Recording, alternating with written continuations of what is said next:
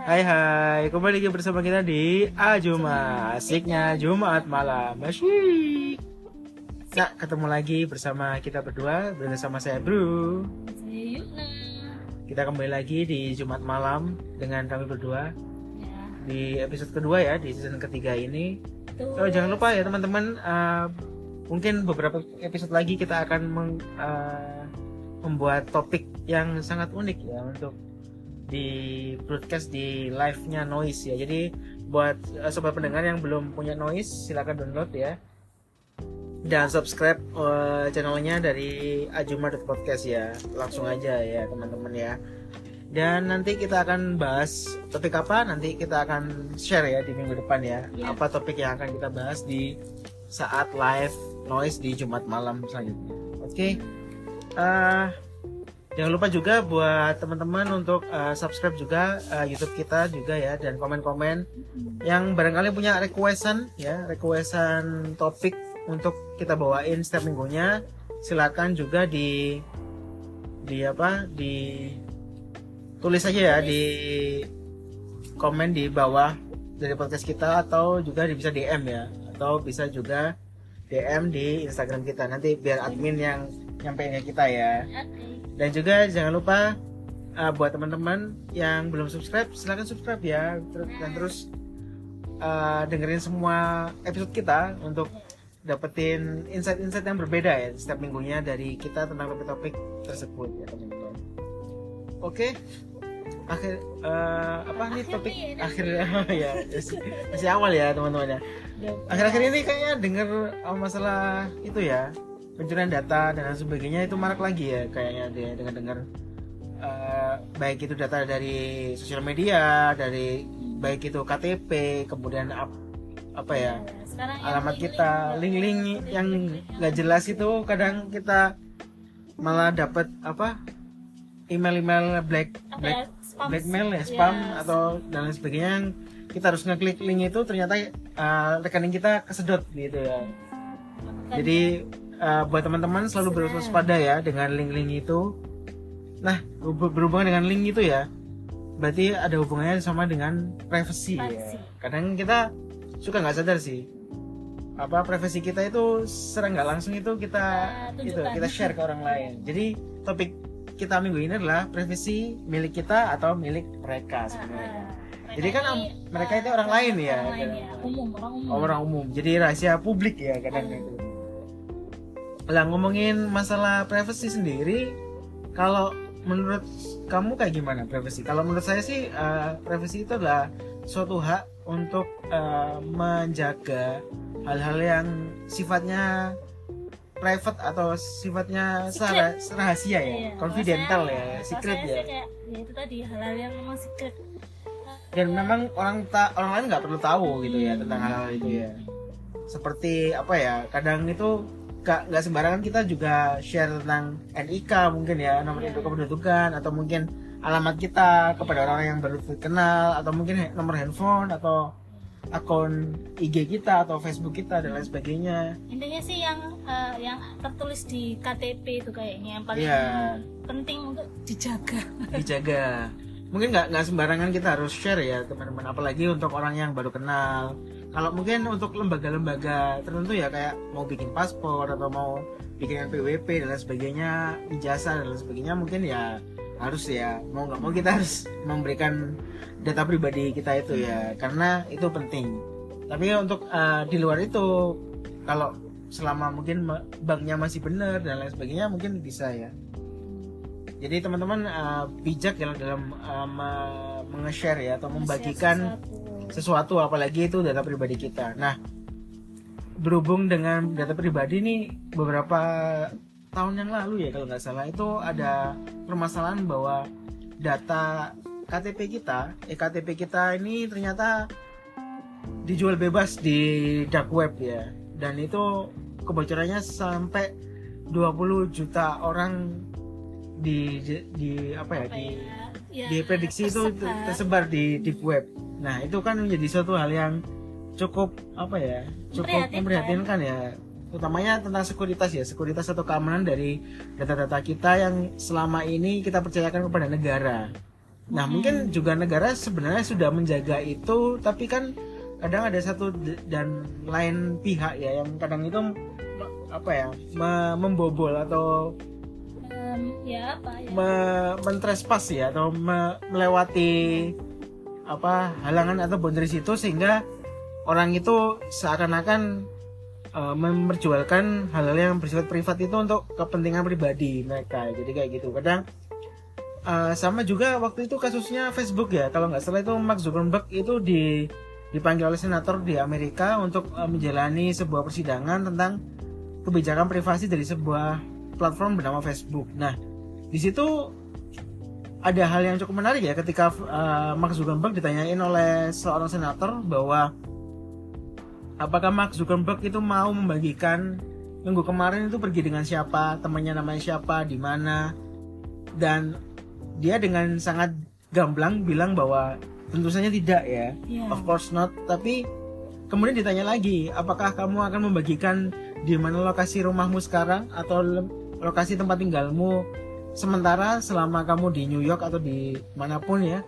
Tidak juga, katanya Mas Zuckerberg. Berarti sebenarnya privasi ini miliknya siapa sih gitu ya. Jadi privasi itu menjadi hak atau jadi kontrol dari siapa sebenarnya? Apakah Facebook sendiri yang mengontrol privasi? Tentu saja ya, Facebook itu punya kebijakan tentang privasi ya, bahwa untuk data-data yang sudah di-upload atau diunggah di platform mereka akan menjaga dengan benar. Of course kalau teman-teman memilih itu hal yang private, jadi nggak akan ditampilkan, kayak seperti hubungan teman-teman atau tanggal lahir itu kita klik private, pasti juga nggak akan dengan sembarangan dengan Facebook itu dimunculkan, karena mereka sadar bahwa mereka sudah diberi amanah ya, istilahnya ya, diberi kepercayaan oleh si pengguna untuk menyimpan hal itu ya, untuk memprivatisasi ya. Ya, susah ya ngomongnya. Memprivatisasi dari hal tersebut. Jadi Facebook sendiri atau sosial media sebenarnya juga mengekip ya, atau menjaga hal-hal mana yang sekiranya kita kontrol untuk tidak ditampilkan di pencarian orang lain atau di timeline orang lain. Itu menjadi sebuah hal yang sebenarnya kalau menurut para foundernya sosial media, mulai dari Instagram, Facebook dan sebagainya, mereka berpendapat bahwa sebenarnya ya itu menjadi hak penuh dari seorang pengguna ya, ketika mereka menyetujui segala term and condition ya, atau syarat dan ketentuan berlaku, serta merta ya mereka menjadi tanggung jawab mereka sendiri, bahwa mereka mau ngupload apa aja ya terserah mereka. Atau juga nggak ada paksaan dari pihak Facebook maupun pihak sosial media sebenarnya, Instagram dan sebagainya, itu untuk menunjukkan ya segala sesuatu yang bersifat pribadi ke ranah publik. Jadi seperti itu ya teman-teman. Kalau menurut kamu, Facebook aja sih mungkin ya nggak hanya Facebook, ada Instagram, Twitter dan lain sebagainya. Jadi segala hal yang berkaitan dengan sosial media sebenarnya kalau ada settingannya ya, atau ada pengaturannya bagaimana teman-teman membagikan hal apa aja yang di khalayak umum ya, atau di tempat umum, seperti itu sih teman-teman. Jadi kembali lagi ya, lebih bijak ya buat teman-teman untuk membagikan segala sesuatu yang ada di sosial media. Kayak gitu sih teman-teman. Jadi kita bisa membagi privasi itu apa aja sih sayang? Orang-orang itu harus tahu privasinya apa aja sih, yang sekiranya mana yang boleh di-share, mana yang tidak boleh di-share. Kalau jenis-jenis privasi sendiri ada beberapa ya teman-teman ya. Kalau dikutip dari detik.com, ini ada privasi tentang komunikasi. Yang pertama yaitu adalah privasi bagaimana teman-teman berkomunikasi antara satu orang dengan orang yang lain ya, baik melalui email, WhatsApp, lalu sekarang ya Telegram dan sebagainya. Kemudian ada surat, mungkin surat udah enggak ya, kayak telepon. Telepon kan karena kita sebenarnya kalau di negara kita ada regulasinya ya, bahwa setiap telepon kita itu sebenarnya dienkripsi ya. Tapi kalau untuk kebutuhan kayak pidana dan lain sebagainya, butuh buat bukti, pasti akan diperbolehkan untuk dibuka oleh operator dari telepon tersebut ya, telekomunikasi. Surat ya sebenarnya masih tuh yang misalnya surat-surat penting. Oke, Misalkan kayak dari bank, surat dari oh ya benar kayak surat apa ya, statement atau kayak apa ya, buku laporan bulanan dan lain sebagainya, itu pasti masih ada ya. ya. Itu juga masih dijaga oleh privasi oleh bank. Kemudian yang kedua ada privasi identitas. Nah ini yang dibahas tadi ya, bagaimana teman-teman menjaga segala hal yang terkonten di KTP, paspor, ijazah, SIM. Ya pokoknya itulah, pokoknya identitas pribadi yang punya teman-teman itu sebisa mungkin, apalagi KTP ya, itu sangat rawan untuk disalahgunakan oleh orang lain ya. Dan beberapa waktu yang lalu kalau nggak salah saya pernah lihat di Reels ya teman-teman, bahwasanya kalau teman-teman punya baby atau anak, itu dikhawatirkan kalau ngepost wajah mereka, sekarang ada teknologi AI yang bisa merubah mereka menjadi seusia 20 tahun, kemudian suaranya akan disetting sedemikian rupa menjadi setting suara orang dewasa, kemudian disalahgunakan menjadi sesuatu yang lain, sesuatu yang jahat gitu. Bisa jadi apa ya, kemarin kalau nggak salah video porno juga bisa, kriminalitas pokoknya, bagaimana disalahgunakan wajah anak kita atau baby kita menjadi seseorang yang dewasa, kemudian disalahgunakan seperti itu cukup memprihatinkan sih. Karena memang orang jahat itu ternyata punya banyak cara ya. Lebih pintar gitu. Saya sama kayak maling, biasanya maling lebih pintar daripada polisinya. Nah benar. Ya itu, jadi bagaimana teman-teman juga menjaga tentang privasi identitas ya. Saya tuh pernah diceritakan teman saya sih, ketika dia dimintai KTP misalkan apapun sih, misalkan Mbak boleh serahkan KTP-nya, itu dia biasanya caranya di scan lalu dikasih kayak tulisan tanggal yang secara ininya di apa namanya? Secara datanya ya. Tapi ditulis tipis gitu loh. Jadi diedit dulu pakai editing foto. Terus habis itu tuh nanti kita kasih tulisan tanggal. Oh, di watermark gitu ya. Nah, kayak di watermark. Ada tanggalnya tapi ya.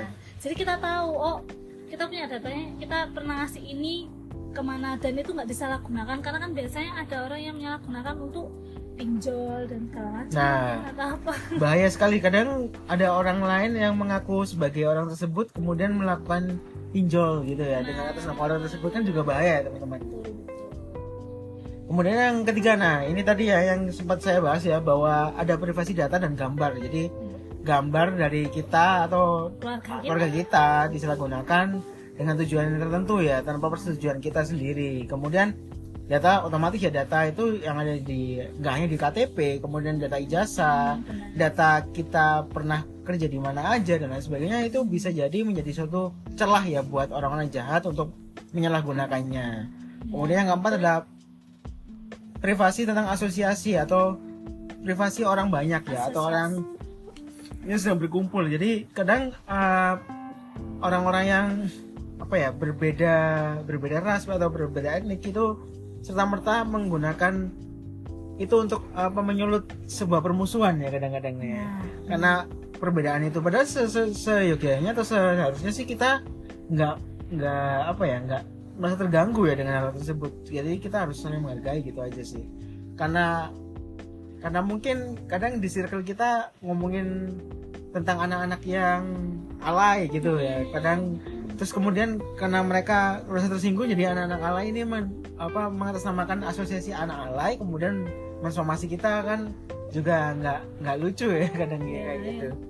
Kemudian yang kelima adalah privasi perilaku atau tindakan. Nah ini kadang-kadang kita nggak sadar ya, kadang itu suka ngepost di Instagram kita lagi di mana, atau story ya kita di mana, sedangkan Instagram kita atau akun sosial media kita itu menjadi publik gitu. Kadang ada orang jahat yang serta-merta ya lagi nggak di rumah nih, kita bisa dalam tanda kutip ngerampok nih rumah itu, atau berbuat jahat lah atau dan sebagainya. Atau mungkin dia secara pandangan politik atau preferensi tentang seksual atau agama juga kadang menjadi suatu hal yang gampang diputarbalikkan oleh orang ya, ketika orang lain itu tahu ya tentang hal itu ya. Ya, terus kayak perilaku di kendaraan umum, kita curhat atau cerita-cerita sama teman tentang apa ya, tentang kehidupan pribadi kita, itu rasanya tentang di mana kita tinggal, terus gimana apa ya, kita melalui sesuatu dan lain sebagainya. Mungkin ada baiknya teman-teman kalau lagi di kendaraan umum dengan teman kita atau dengan keluarga kita atau dengan siapapun ya, sebisa mungkin ya ngobrolin tentang perjalanan ini kayak gimana, nanti kalau sampai tujuan kayak gimana, jangan prefer ya bahas tentang orang lain lah atau apalah, atau enggak ya pilih diem atau tidur bisa ya. Ya dengerin musik juga bisa, karena kadang ada orang yang dari pengalaman kita ya kemarin ya, bahwa ada orang dari stasiun A sampai stasiun B sampai ke Surabaya lagi, itu ceritanya tentang kehidupan pribadi dia. Jadi kita sampai bisa menguntip bahwa mereka itu tinggal di mana, kemudian pekerjaannya apa, asal dari mana, kemudian ya banyak hal deh, pekerjaannya apa. Kan kalau kita oke lah, karena kita nggak mungkin niat jahat ya teman-teman. Tapi kalau ada orang lain yang nggak sengaja kedengeran atau kemudian ada niat jahat gitu kan, ya jadi nggak gimana ya. Sebenarnya yang melindungi privasi itu siapa sebenarnya? Apakah diri kita sudah melindungi dengan baik atau malah kita mengubah privasi itu ya kadangnya? Mungkin secara nggak sadar, tapi mulai dikurangi. Iya, mulai dikurangi ya teman-teman. Bagaimana lebih bijak ya perilaku atau tindakan ketika di kendaraan umum, nggak hanya di sosial media ya teman-teman ya, tapi di kendaraan umum. Tetap secara offline juga. Iya, offline-nya juga, baik secara kehidupan offline maupun online ya teman-teman ya. Kemudian yang keenam ada privasi wilayah. Jadi kadang ada orang yang ya itu tadi ya, kayak apa, maling, perampok atau dan sebagainya, itu melewati batas-batas atau melewati, atau enggak kayak gini lah, kayak misalkan meskipun kita punya teman dekat, sahabat, biasanya kan ada tuh yang kita tuh kadang ngerasa kita udah kenal deket kok, nggak apa-apa dia masuk kamarku, padahal kan sebenarnya di kamar kita itu juga sebenarnya adalah wilayah privasi kita. Nah ya, atau enggak teman-teman punya ruang kantor nih, yang dimana di situ mungkin ada brankas, ada apa. Nah, sebisa mungkin itu kan juga menjadi privasi wilayah. Iya, domainnya teman-teman lah untuk menjaga ya. Bagaimana sebisa mungkin, kalau kata orang sih jangan langsung percaya dengan orang asing. Iya, benar. Kayak gitu sih teman-teman. Jadi bagaimana teman-teman menjaga juga tempat yang menjadi apa ya, domain teman-teman, tempat tinggal teman-teman. Jadi ada apa ya, boundaries atau batasan-batasan di mana orang-orang bisa datang di situ atau bisa masuk. Kemudian ada bagaimana cara kita menolak dengan cara halus dan lain sebagainya ya teman-teman ya. Kemudian kadang kita salah percaya sama orang, kita mengira bahwa orang tersebut bisa dipercaya, jadi kita asal kasih aja aksesnya kayak. Ya, itu menjadi satu hal yang apa ya, kadang dilematis ya dari kehidupan kita ya, kayak gitu ya teman-teman. Kemudian yang terakhir yaitu privasi atas tubuh. Nah ini yang penting banget ini. Karena ini poin ketujuh ini kadang menjadi apa ya, kejahatan seksual itu lebih sering terjadi ya, karena kita juga nggak bisa menjaga privasi tubuh. Jadi beberapa dari kita, apalagi anak-anak kecil atau saudara-saudara kita yang masih kecil, itu sebisa mungkin kita ajarin sex education dari dini. Bukan berarti kita jorok ya, tapi bagaimana cara mereka kita cari apa ya, kita berikan pelajaran ya, kita kenalkan bahwa anggota intim, kemudian anggota-anggota sensitif, anggota tubuh yang sensitif itu sebisa mungkin jangan diberitahukan ke orang lain ya, orang lain, siapapun orangnya ya, baik itu paman, kemudian ayah, ibu, gitu ya. Jadi bagian tubuh itu harus teman-teman sendiri atau anak kita sendiri yang tahu gitu ya. Jangan berikan orang lain itu apa ya, ruang untuk menjamah, apalagi ya sampai menjamah ya, apalagi melakukan hal-hal yang tidak asusila seperti itu teman-teman. Jadi beberapa kasus pemerkosaan anak di bawah umur atau ya pelecehan seksual itu sebenarnya dimulai dari bagaimana anak-anak itu tidak diberikan apa ya, education ya, bagaimana cara mereka menjaga privasi, apalagi bagian intim ya. Jadi merasa itu pamanku, itu bibiku, jadi dipegang nggak apa-apa. Bukan kayak gitu ya teman-teman, tapi bagaimana mengajarkan kepada anak-anak kita atau anak-anak di bawah umur untuk menjaga ya, apalagi organ intim ya, untuk tidak boleh dilihat apalagi dipegang oleh orang-orang lain. Jadi dari kecil pun kita harus menyadarkan mereka bahwa organ intim, apalagi organ intim ya, dan bagian tubuh yang lain itu nggak boleh sembarangan diperlihatkan orang lain ya. Seperti keponakan kita itu sebenarnya kasusnya itu sangat nggak boleh ya. Jadi pokoknya harus menjaga tubuh kita ya. Aurat ya kalau. Iya, aurat kalau untuk orang muslim itu ada aurat ya. Nah, apalagi organ intim ya, itu harus benar-benar dijaga, dan itu menjadi sebuah hal yang penting ketika kita bisa menjaga privasi atas tubuh kita, apalagi untuk organ intim. Kayak gitu ya teman-teman. Jadi dari ketujuh itu teman-teman bisa memilah ya, mana yang harus teman-teman jaga, privasi mana yang harus benar-benar concern ya, apalagi yang ketujuh itu menjadi suatu hal yang esensial ya buat kehidupan teman-teman. Jadi bagaimana teman-teman menjaga privasi itu dari ketujuh jenis privasi itu, dan memilih mana yang orang-orang yang berhak tahu dan mana orang-orang yang nggak berhak tahu, dan orang-orang mana saja yang boleh tahu, kayak gitu ya teman-teman. Jadi kayak gitu. Kemudian apa sih faktor-faktor dari yang mempengaruhi privasi itu? Ada beberapa ya, ada beberapa yang mempengaruhi faktor privasi. Yang pertama adalah faktor personal, faktor situasional, dan yang faktor budaya. Jadi 3 faktor ini bisa mempengaruhi bagaimana seseorang itu memberikan pengertian ya tentang privasi mereka dan memberikan batasan tentang privasi mereka. Yang pertama faktor personal, of course karena kita ini membahas tentang privasi ya, otomatis balik lagi ke personality orang masing-masing. Kadang ada orang yang berpikiran bahwa nggak apa-apa kok, itu kan bukan ranah privasi buat saya. Oke, mungkin kayak gitu. Tapi ada orang lain yang merasa bahwa ini adalah wilayah privasiku, apalagi kalau waktu kecil atau waktu kecil ya, atau masa lalunya itu ada trauma tersendiri. Mungkin privasi tertentu akan sedikit lebih ketat daripada orang lain ya, kayak gitu ya. Ini sih lebih kayak ke karakter mungkin ya. Ya, karakter. Extrovert dan introvert itu mungkin bisa mempengaruhi. Misalkan kayak kalau saya sih mencontohkan, ketika dia introvert kan tertutup tuh biasanya ya, pada umumnya ya. Biasanya rata-rata mereka pun sangat bisa dengan rapi menjaga privasi mereka. Beda dengan biasanya orang extrovert. Biasanya mereka tuh orangnya karena humble, karena friend, open ya, open jadi segalanya. kayak kadang tuh lost nggak tiba-tiba nggak sadar aja privasinya kebuka secara perlahan-lahan. Ya itu mungkin ya, buat teman-teman yang ekstrovert ya, mungkin bisa menjadi pertimbangan ya. Nah kayak mulai itu tadi memilih dan memilah mana saja yang perlu dibagikan ke orang lain, apalagi orang yang baru kita kenal ya teman-teman, kayak gitu sih. Kemudian yang kedua ada faktor situasional ya. Ini bergantung tentang lingkungan dari seseorang individu yang mempengaruhi bagaimana seseorang itu cenderung terbuka atau tertutup ya. Biasanya sih kalau ada orang di sekitar kita yang lebih banyak orang yang terbuka, kemudian ya public figure dan sebagainya, mungkin kita akan sedikit banyak akan terinfluence bagaimana kita lebih terbuka ke orang lain.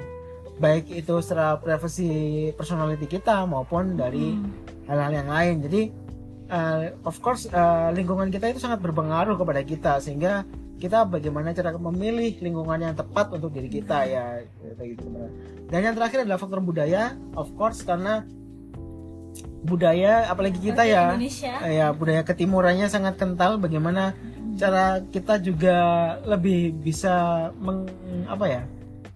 mengorganisir atau menjaga tentang privasi kita itu kayaknya lebih ketat biasanya daripada orang-orang barat ya. Tapi kadang orang barat pun lebih memahami, kayaknya lebih banyak privasi ya kayaknya gitu ya. Kayak bukan dikit bisa dibilang nggak peduli banget gitu ya. Maksudnya mereka pun ada yang benar-benar menjaga apapun yang menurut mereka privasi kalau orang bule. Jadi memang menurut kita ya itu aja sih faktor budayanya dari ya, itu mempengaruhi paling besar negara, ya entah itu negara, entah itu kayak kita mau budaya Jawa, budaya mana, bisa mempengaruhi orang itu mengelola privasi mereka dan batasan mana privasi mereka ya. Jadi 3 faktor ini sebenarnya berpengaruh banget ya. Tapi dari semua ini pastinya pengaruhnya itu seberapa besar itu tergantung dari orang masing-masing ya. Bagaimana personality mereka mempengaruhi privasi mereka, batasan-batasan privasi mereka, kemudian lingkungan di sekitar mereka, kemudian yang terakhir adalah budaya ya, dari budaya di sekitar mereka maupun dari budaya-budaya yang mereka anggap sebagai acuan gitu ya. Kadang kan kalau sekarang banyak kebanyakan dari kita budaya Korea nih, jadi kan mungkin orang Korea kan biasanya lebih sedikit terbuka kalau menurut saya daripada Korea Utara. Ya kurang lebih memang nggak menjadi gini, nggak menjadi satu-satunya faktor. 3 faktor ini kan saling mempengaruhi, tidak berdiri sendiri gitu maksudnya.